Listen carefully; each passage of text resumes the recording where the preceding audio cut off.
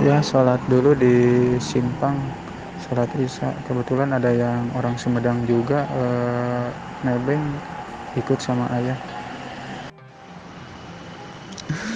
Aduh, Gusti.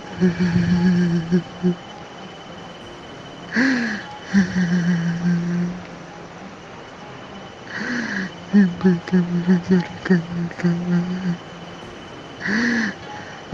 tanpa keluarga tanpa istri. Masukkan dalam giliran numpang sakit jalan itu.